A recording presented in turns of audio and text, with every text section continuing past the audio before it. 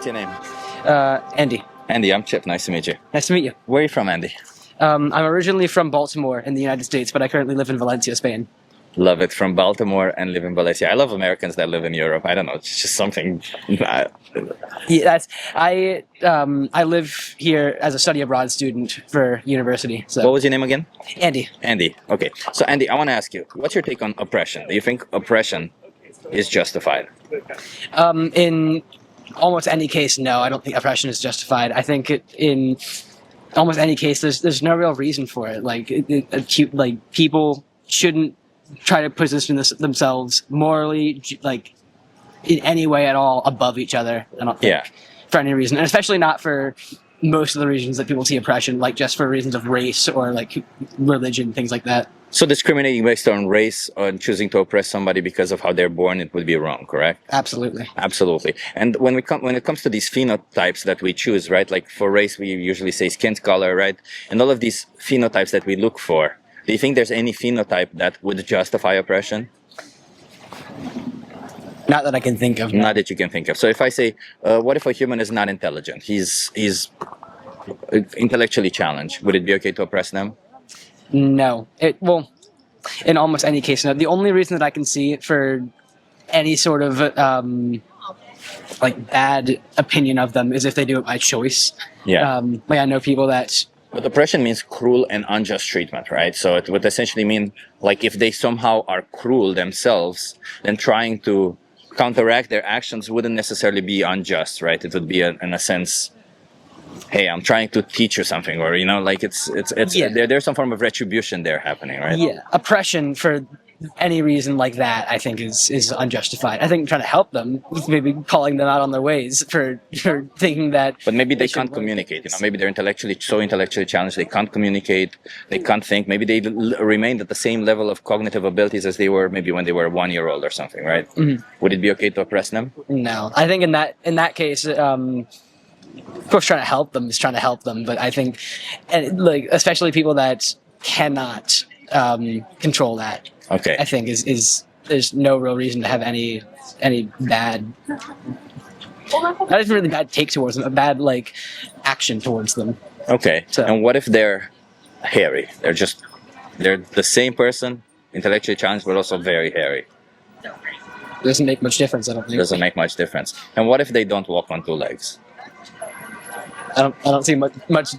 I don't see how that makes much difference. I agree with you on that one. But do you see where I'm going with? Yes. Yeah. So what about animals? Do you think we should be oppressing animals? Not oppressing. I mean, obviously people have to eat, but I mean.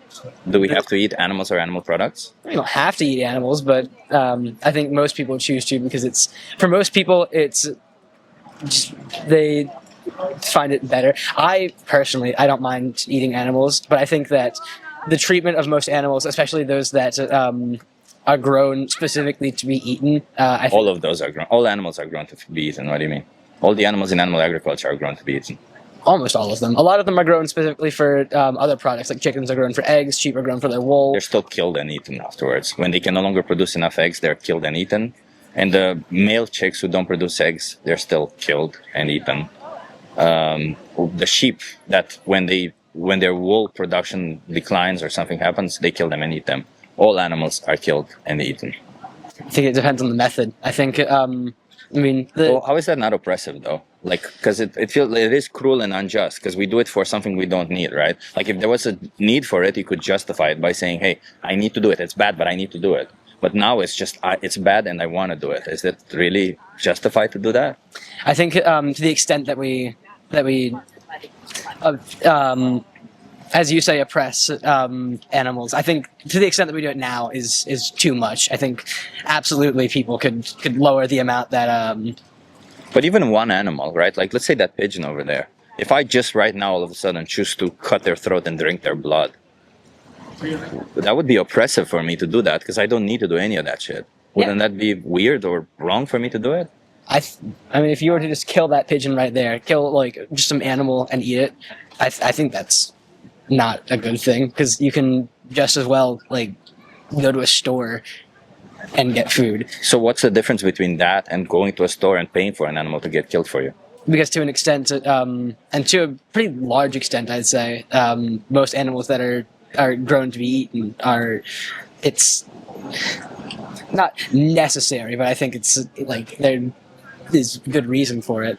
I mean, Money is the reason. Is the only reason. There's no biological reason. You don't need animal products if that's what you're going for. yes, but it's much easier for people to live life eating plants and animals. It Than was is. much easier for the slave owners to have slaves. Doesn't mean that that should have continued, does it? Just That because is something true. is easy doesn't mean it should continue. That's true.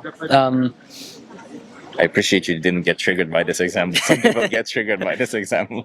Well, I don't really mind it. I mean, Yeah. it's a good conversation to have. There's a Yeah. lot of different opinions, and none of them, most of them, are not particularly wrong. Like people that don't want to eat animals, for the reason of like not wanting to kill them just like for the purpose.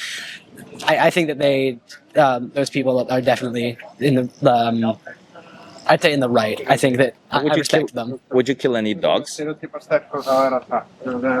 No, but I think that's a lot of based on the culture that I was growing up in. Like Sure. in a lot of like East Asian countries, cats and dogs are seen like a lot of cats and dogs are eaten. Yeah, but in places like China. But Let me ask you: do you think it's moral to kill and eat dogs?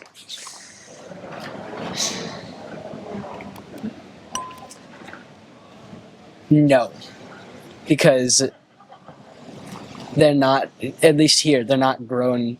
But if they would be grown for that purpose, would it be okay? Would it be moral?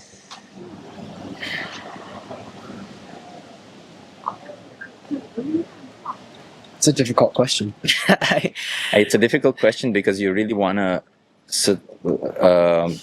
like, be in your position. You really want to justify your position because I'm sure it's not that difficult of a question, is it? Right? No, and I You want. probably would have a repulsion if you would see it happen. I would absolutely and I know that this is being like brought back to would you do that with cows? Exactly. pigs? What's the difference between them? Yeah. That's the question that I was leading to. Yeah. It reminds me of a sign that I saw that PETA put up, and it was like The line. it was the spectrum of like cow all the way up to like dogs, like which one's food, which one isn't, and it really does make you think, and it is a difficult question.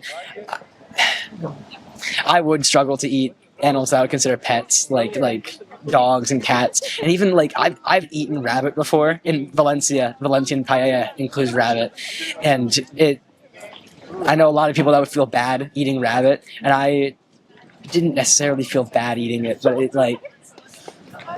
I love bunnies. They're adorable. So like it does make me feel a little bit bad, and I don't But know. don't you think moral values, like these values that you hold, don't you think they should be challenged when you become an adult? Like, do you think, because I understand that these values were given to you from your parents, but don't you think you should challenge them? Like, don't you think you shouldn't just take them for granted? Because if not, society would have never evolved if people wouldn't challenge these values. And always, if the values always come from culture or from the people before, we always end up in the same position and we never evolve. Women never get rights, slaves never get freed, and smart people cannot speak against the system because all those values are said it's wrong to do this, right? Because it comes from somewhere top and people just start saying it to their children and so on and so forth. But if you yourself cannot find the difference between these two individuals, and don't you think you should respect their rights equally? Because it's not about how we see them, it's about who they are as individuals, right? Mhm. I don't think morality comes, like, do you think it's wrong for me to kill a human because of the value that I have on them, or because of the value that they themselves have? Well, when it comes to humans, I think that there's pretty much no reason for killing another human. Well, there is the same reason that you would kill an animal, because I want to eat their flesh. It could be just the same reason. It sounds fucked up because nobody does it, but it could be just the same reason. Just because something is normalized doesn't mean it's just as fucked up. Like, to a victim, like if you were to be sent to a slaughterhouse, do you think to you it would be that much different than it would be to a cow or a pig or somebody, like to be gassed to death and then killed? Because that's what they do to pigs, by the way. They gas them. Right? It is very much based on our societal norms. I think not necessarily given to us by our parents, but especially by like society that we've Yeah. grown up in. And I do think that going back to what you were originally saying, like absolutely, people as they grow up should be challenging the ideas that they're grown up with. And I think it. But here's a different angle. Let me ask you this, because you're in Valencia. What's your view on bullfighting? I don't know if I'd take action against it, but I don't like the idea of it, mainly because the bull dies. So would you find it immoral? Yes. So you see, because when I swap the action of killing an animal for food, right, for optional food, this is the action that I'm contesting right now. When I swap the animal with an animal you respect, you find it wrong. When I swap the action with an action you find wrong, you find it wrong. But all of them are the same, right? To bullfight is to use an animal for entertainment when you don't need to. To eat meat is to use an animal for taste pleasure when you don't need to. So all of it comes from the same place. It's all kind of the same homogenous thing. It's just that culturally, more and more people have stood up to it, and you got sensitized and learned that it's wrong. But I'm asking you, don't you think, like cognitively, logically, you don't even have to change your mind whether you're going to eat meat or not. But logically, don't you think that it is just as wrong to consume animal products? In the amount that we do, yes, I think it is wrong. The only reason that I'm not against it is because a good amount of the amount of animals that are killed, it's not for a bad reason, because people have to eat, and a lot of people don't have to eat animals though. No, but it's a lot of people do, and it is in the amount that people do eat it. The amount that people eat animals right now could be lower. Like people should be lowering the amount of animal products to they eat. Because why would it ever be more than zero if you don't need to do it even once? Why would it ever be justified to exploit and kill an animal? Because eating it, like the animal meat, is to a pretty large extent healthier for you. It's not. What is it? Because more than 300 grams of white meat per week gives you a gastrointestinal cancer, and is linked to all-cause mortality. That is true. And eating red meat is carcinogenous. We already know that. So, not if you eat red meat, but in like normal amounts, like the amount that people eat red meat right now and white meat is much higher than is healthy. But a little bit of it, But you know why a little bit is okay? Because you compensate it with the plants, and all the antioxidants in the plants help against the detrimental effects that the meat has. That's also why the effect after 300 grams, in that study that says about 300 grams a week, it also mentions that after 300 grams, the effect that plants have no longer make any difference anymore. So it's still the plants that make a difference. So if you're in this position where, because it's obviously not that healthy for us, right? Like it's saturated fat increases cholesterol, LDL cholesterol, which is correlated with heart disease, which is the #1 killer worldwide. It's bad for the environment because it takes considerably more land to produce animal protein than plant protein, because you have to feed the animals. It uses more water. The slaughterhouse workers suffer from PTSD. Every single individual, farmers, every single individual who works in this industry is also exploited and paid very little. The only people who get money and who get to benefit a lot from it is the people on top. But everybody else at the rest are just individuals who go along with it, and everybody suffers from it, including yourself. You may not realize it, but it does affect you, because governments pay subsidies, you pay taxes, you pay a lot of money for the meat so that they can use that money and lie to you and tell you, oh, animals are treated well. The problem isn't that we treat them this way. The problem is that the factory farming. You see, if we do it biologically, it's okay, because this is another industry who's trying to sell you their products. But that's all it is. In reality, whatever you do to an animal, if you don't need to do it and it's harming them, you shouldn't do it. It's as simple as that. I think it, first off, just about everything that you said is true. Yeah. I've studied biology. Yeah. And I actually very recently did like a small paper, not like published or anything, but for an assignment. Very nice. Wow. Based actually around a similar topic, like how healthy certain foods are for you, and that assignment, the topic of like eating animals, how much healthier it is versus plants came up. Yeah. And it was discovered by the research that I had looked into was research done by Dr. Giles Yeo, and he basically said that animal meat is, and I should probably preface this by saying that I think morality and health, Yeah, they don't interplay, morality yeah. and health, morality, and like economics are all three pretty different discussions, I'd say. Yes, yeah, they are. You're right. In terms of And environment is yet another different discussion. Yeah. in terms of health, meat and plants, if you eat both in regular healthy amounts, is You can be healthy. I'm not denying that. You can be healthy consuming animal products. Mhm. But the point of it is because a lot of the times when we think, why would I change my values if I think a lot of people consider that they need this product, right?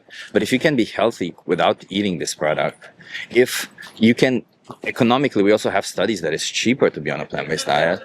So if you can be healthy, if it's cheaper, if it's also immoral to do this to animals, because as we tested the morals, when I change the animal or when we change the action, we find it immoral. So the consistency is all over the place. Then logically, it should mean that what we do to animals is wrong.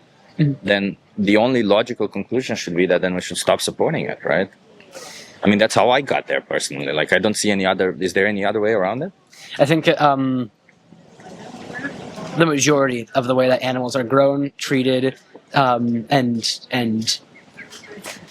it's a very broad and not amazing word to use, but produced, is immoral, and a lot of it actually should be stopped. I think, especially the way that in America, a lot of the way that meat is produced is immoral. But definitely, there are some ways that are more ethical than others, and also to an extent, meat is, while it's not necessary to a lot of people, it's very, very important to them. And I think rightly so. I mean, it's the way that we've been getting a lot of our specific nutrients for years, and it's like. But who overall cares? healthier. Who cares about this? Because if you're just looking at from that perspective, what about the victims? Why don't you take into consideration the victim's position? Like, I feel like if the victim were dogs, if the victim were like how people get outraged when at the Yulin festival in China, or if the victim were humans, all of a sudden everybody would be like, fuck your traditions, fuck what you think you need from it, you don't need it, stop it, you can choose to do otherwise. Why is it that when it comes to these specific animals, we turn a blind eye and say, you know what, traditions are more important, what we want is more important? Because the meat that we get is it is a difficult question to answer, but and comparing it to humans and animals, I think that it obviously morally people feel more inclined to be on the side of humans, whereas like most people just are more willing to stick to their traditions. Yeah, when it comes to animals. because there's this difference between affective empathy and cognitive empathy, right? Like, affective empathy is when you can empathize and feel what the other individual feels like, and it's very easy for us to do that when it comes to a human being. But cognitive empathy is one where you have to think, where you have to put in that position, where you have to understand the situation and say logically, well, if I were in that situation, I wouldn't like to be put in that position. So that's the one where people don't usually use. People use affective empathy, and yes, they say, oh, it's wrong, you get outraged. But people should use more cognitive empathy, because in reality, in that position, there could always be this position for everybody where somebody with power is choosing to oppress them however they're choosing to do it. And yes, maybe there are better ways to oppress and worse ways to oppress, obviously, right? Like, somebody beating you with a lead pipe is fucking bad. If they choose afterwards to beat you like with a rope or something, that might be better. I don't even know if the one is better or the other, but you see what I'm saying? Like, there are worse ways to do things, but when it's a bad thing that you're doing, it needs to stop regardless, right? I don't know. I think sticking to tradition is something that people are going to be continuing to do, just because it's a difficult thing to stop the total slaughtering of animals for meat. But I do think effectively, if enough people were to speak out about it, definitely the industry could be lowered in size, in money. But who are you? What do you want to do? I want the industry to like just get smaller. It's better. It'll be better off for people's health. It'll be better off economically, and more animals are saved. So what are you going to do about it? I mean, I'd like to tell people if the topic comes up. You can tell people about it, but don't you think if you tell people about it and you yourself are still supporting it, wouldn't that make you a hypocrite? Well, I'd be supporting the cause to lower the size of the industry. Well, how? Because if you're paying even once when you don't need to, you're not supporting the making it smaller. You're supporting the making it bigger. I suppose. You're just not making it as big as everybody else does. That's what you're saying. But you're still supporting making the industry bigger. You're still giving them money. Yeah, it's a hard change to make to one's lifestyle. It can seem that way, In reality, it's not that hard because you live in Europe. You have so many alternatives today, and That's true. It's just my brain is like, oh, I've done this my whole life. It's difficult, but in reality, it's not that difficult. I guess. I don't know. I do know I do enjoy the taste of meat. So I would struggle to give it up in entirety, and also because I like being healthy, and to live healthy off a plant-based lifestyle, you'd have to take supplements. What supplements do you have to take? A few of them: iron, calcium, You vitamin can't get B12. iron, calcium from plants. Not in healthy amounts. No. What do you mean? Plants don't produce enough iron, calcium, vitamin B12. I'm a certified nutritionist, man. I don't believe plants produce They do. health. You sure? Yeah. Just eat a little bit of kale with some vitamin C. Spinach And does you- produce iron, doesn't it? Spinach is a good one, but a lot of times spinach has oxalates, which they bind to heavy minerals, so you're going to absorb less. Kale has none of that, so that's why I recommend kale. You can buy it frozen. It's so cheap frozen, and I put it in a smoothie in the morning every morning. Don't have any issues whatsoever. Iron. Okay. And calcium, I mean, soy is very rich in calcium, so if you're going to eat tofu or any soy product, which most plant-based people who eat, you're going to have a lot of calcium. Okay. Yeah. B12 is a good one, but B12 is also not one that animals produce. B12 is one that is produced by bacteria or archaea, and it's one that animals used to get from ruminating on the grass. But since animals don't really ruminate on the grass, and since we kind of fucked up the ground, that bacteria is barely existent. So farmers, they actually give B12 to the cows, to the chickens, to the animals themselves, and they don't give it for the betterment of the animal because they kill them far before the any form of ailment sets in, right? They give B12 so that you get it secondhand. Gotcha. So it's just easier for you to get a B12 supplement yourself without getting it secondhand from them. Yeah, maybe I was just malinformed Yeah. about how nutrition works. I don't know. I feel bad. I've left my friend standing here for about 15 minutes. Yeah, I appreciate you having this conversation with me. Let's just do this one thing. Can Okay. you just promise me you'll watch the most important speech you'll ever hear? It's a video that appears on top here. You'll like it. I like our conversations from an American guy who holds a speech about kind of what we discussed, and I think you'll really enjoy it. Okay. Okay. Thank you. And until you do that, can you hold yourself accountable and not consume any animal products? I'll try my best. I appreciate it, man. That's all I can hope for. But try your actual best, okay? Okay. Think about from the position of the animals, okay? I like you, Andy. You're a smart guy. Don't